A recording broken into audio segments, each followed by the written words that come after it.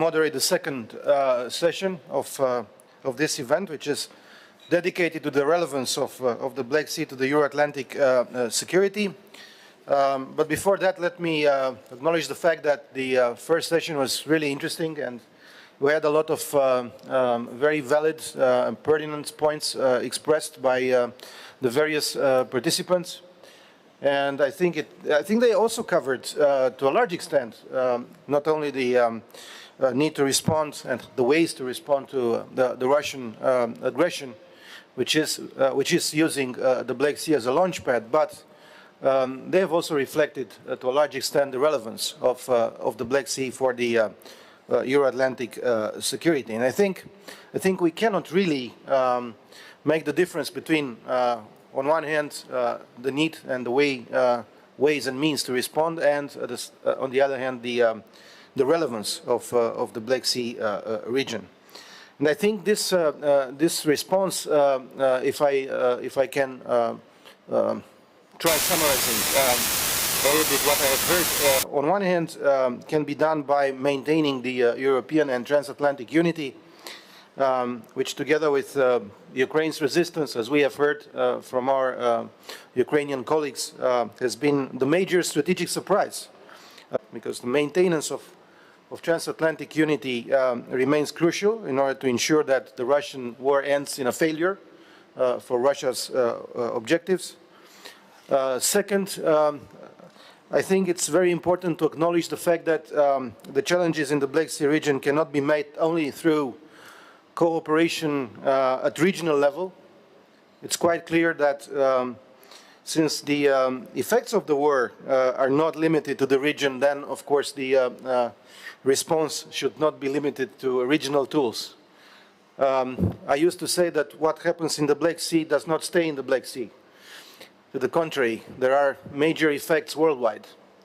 So our cooperation should continue in a larger framework of the transatlantic partnership that includes, of course, on one hand, NATO, and we have discussed quite a lot already about the NATO summit's deliverables, but also the US-EU partnership, regional structures like the Bucharest 9 platform, and the Three Seas initiative, and of course the bilateral relations between the United States and various other regional allies and partners, including, of course, the Romanian-United States strategic partnership. Third, it's also important, in order to respond effectively, to increase the scale and visibility of the US presence in the region.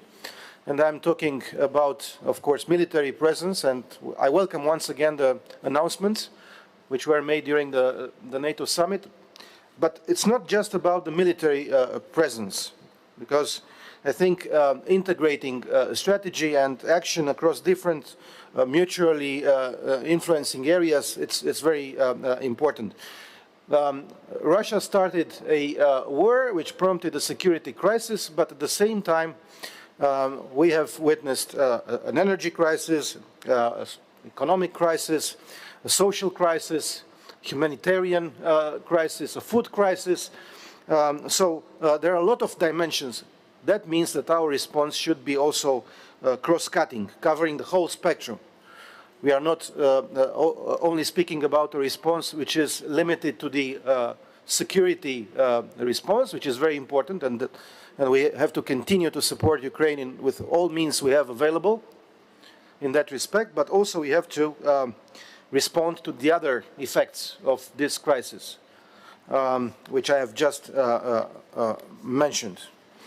And of course, when we are talking about this, we have to take into account also the risks and threats arising from corruption, from authoritarianism, from illiberalism, from disinformation, fake news, and other disruptive forces. And last but not least, we need to take a look at the larger picture, not just the littoral states or riparian states, but also other countries from this region which are very much connected and dependent to what happens in the Black Sea. I'm talking about the Republic of Moldova, for instance, which deserves and needs our support. And I'm very glad once again to stress the fact that the decision of the European Council to grant candidate status to Ukraine, but also to the Republic of Moldova, and to also acknowledge the Georgia's European perspective was a historic decision as well. So we are speaking about historic decisions taken not just by NATO during the NATO summit, but also by the European Union.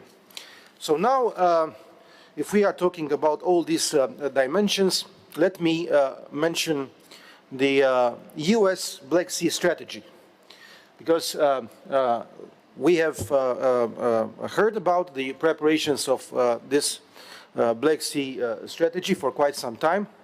I was discussing with Secretary Blinken last November when I visited Washington about the Black Sea strategy of the United States, and I have conveyed Romania's preliminary thoughts, which were quite consistent on that. We are advocating for a multifaceted strategy based on strategic resilience, covering a lot of areas, going beyond the military domain to encompass economic and democratic resilience. And we have seen that what Russia has started is just a confirmation. Because of the multifaceted effects, we need multifaceted responses. So we support a Black Sea, a United States Black Sea strategy covering more aspects than just the military domain. For instance, we have been advocated for quite some time for two very important projects in the framework of the 3 Seas initiative, which are called Rail to Sea and Via Carpathia. Rail to Sea is a speed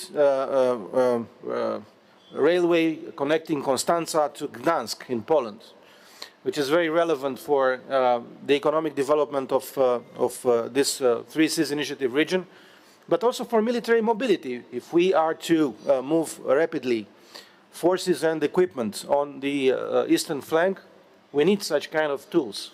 Via Carpathia is a road connecting the north and the south of this region of Central Europe, which we also call the 3 Seas region. So it's important that, for instance, the United States take into account the support for this projects, which are strategically interconnecting the north and the south of this region, including by financial means.